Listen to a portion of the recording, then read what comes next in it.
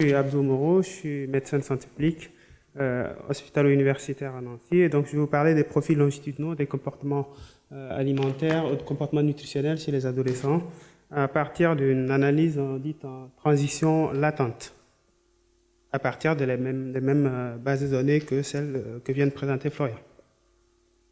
Alors, quand on parle de comportement nutritionnel, ici, dans le cadre de ce travail, on se résume de façon succincte, même si ce n'est pas complète, à ce qu'on appelle comportement alimentaire, activité physique et comportement sédentaire. Et je ne vous ferai pas l'offense de vous rappeler ou d'insister sur le fait que ces comportements sont des déterminants importants de la santé, quel que soit l'âge des personnes considérées. Le deuxième point, c'est sur l'adolescence. Pourquoi l'adolescence? Parce qu'on a considéré que c'est une période clé où on est dans la transition entre le jeune enfant ou le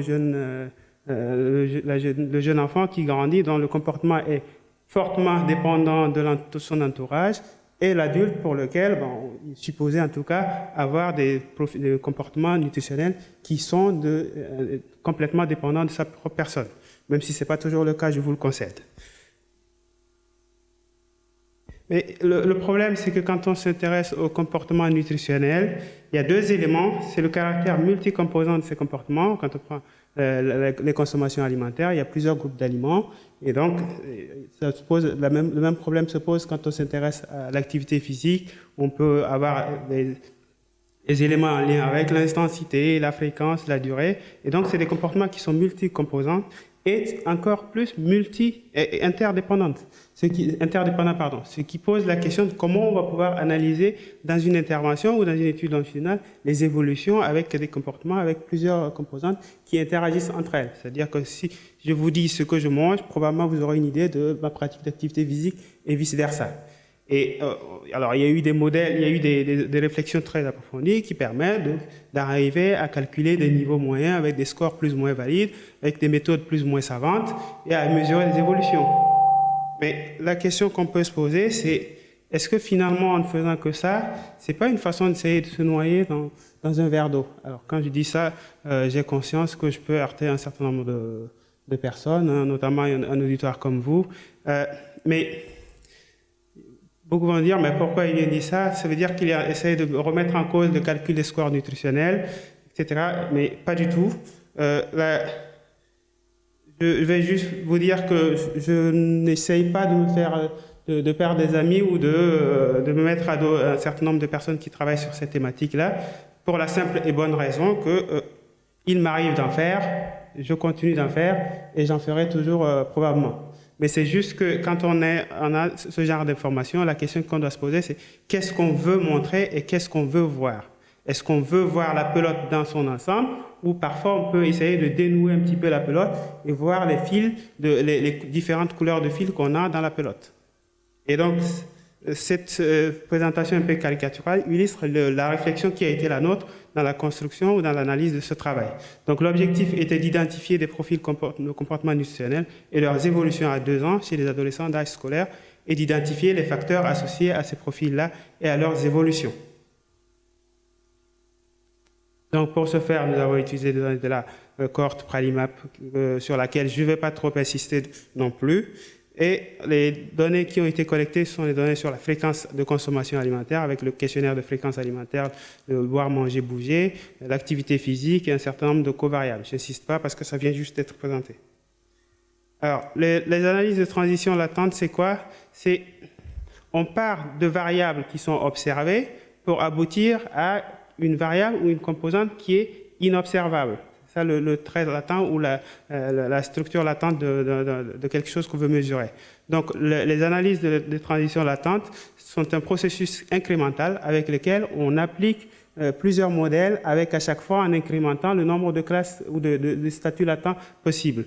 Et en se basant à chaque fois sur un certain nombre de critères, notamment statistiques et de parcimonie que vous connaissez très bien, que sont les critères d'information bayésien ou les critères d'Akaike, etc., qui permettent in fine de décider du nombre de classes et de statuts latents le plus approprié. Alors, dans l'analyse de transition latente, il y a une condition importante qui est l'invariance de la mesure. C'est-à-dire que vous voulez mesurer les transitions entre deux temps.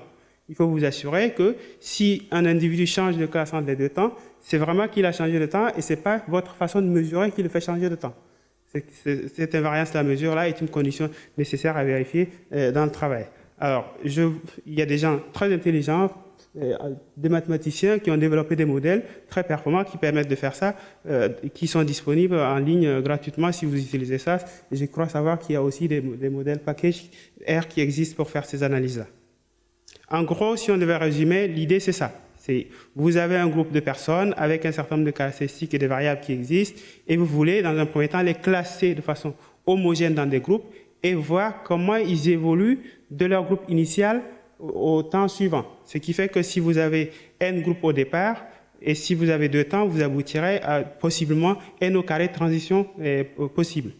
Et à partir de là, vous avez l'analyse va vous donner la probabilité d'appartenir à un groupe au temps initial, la probabilité de transition du groupe initial vers un groupe au temps suivant et la probabilité de réponse à l'item conditionnellement à la place ou au groupe auquel les individus appartiennent. Alors, quels sont les résultats de façon rapide? Donc, je vous montre l'incrémentation des différents modèles qui aboutissent à choisir le modèle le plus parcimonieux à partir de l'AIC et du BIC, qui était le modèle, celui à 5 classes latentes sur 2390 adolescents. Et donc, ce schéma un petit peu compliqué à interpréter, je vous concède, mais ça montre les 5 classes à T0. Et ce qu'on peut voir là, je ne sais pas si c'est visible, donc vous avez en abscisse les différentes consommations et activités physiques et en ordonnée les probabilités de réponse à l'item, c'est-à-dire la probabilité d'avoir une consommation qualifiée d'élevée. Ce que je ne vous ai pas dit, c'est que ces différents groupes ont été catégorisés en binaire, consommation élevée ou pas. Et vous voyez, la première chose à voir, c'est que pour ce qui est de l'acte de comportement sédentaire et de la marche, ça ne semble pas être discriminant pour ces adolescents-là. Le deuxième élément, c'est que la consommation de fruits et légumes est un peu basse. Alors, c'est connu que les asperges et les brocolis ne font pas partie des menus de choix dans les cantines et à cet âge-là. Donc, c'est normal que les probabilités de répondre, d'avoir une consommation élevée de ces éléments-là ne soient pas visibles. Néanmoins, on peut quand même voir un certain nombre de groupes. Le noir, par exemple, on a un groupe avec qu'on qualifie de comportement nutritionnel sain, pour lequel on a une probabilité de consommation de fruits et légumes qui est plus ou moins élevée, avec des consommations de féculents et une probabilité plus faible de consommer des produits sucrés, des produits salés et du grignotage, et avec une activité physique intense élevée et une activité modérée élevée également. Ok, je vous remercie. Et donc, on peut interpréter les différents groupes de consommation de cette façon-là. Et donc, la deuxième étape, c'est d'analyser les transitions de ces groupes initiaux, comment évoluent les adolescents. La première chose, c'est qu'on peut évaluer la proportion de chaque groupe aux différents temps, et on voit bien que le groupe comportement sain est passé de 9% à 12%, le groupe avec alimentation saine et sans activité physique est passé à peu près stable, donc vous pouvez analyser ça, mais surtout vous pouvez analyser les transitions, voir comment les adolescents transitent d'un groupe à un autre aux 2 temps de mesure.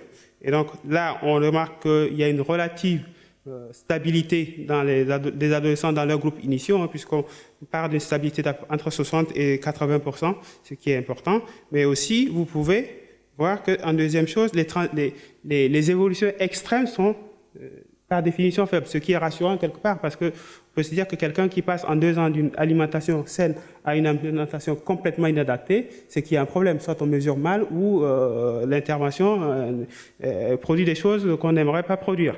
Donc, en tout cas, ce déballage-là vous permet finalement de tirer le fil finalement qui vous intéresse pour analyser et voir ce qu'il y a en termes de modification comportementale plutôt que de prendre le global.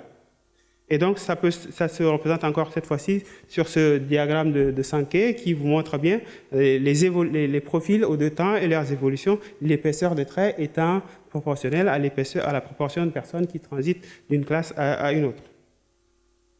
Et donc, on a essayé de voir les facteurs associés à ces transitions, à ces profils initiaux. On voit d'abord, en prenant une classe de référence, on voit par exemple ici que les garçons, comparés aux filles, ont 3,5 fois plus de probabilité d'être dans le groupe comportement nutritionnel sain que comportement alimentaire sain sans activité physique. C'est tout simplement illustré par le fait qu'en fait, c'est la différence de pratique d'activité physique entre garçons et filles qui s'illustre dans cette classification-là.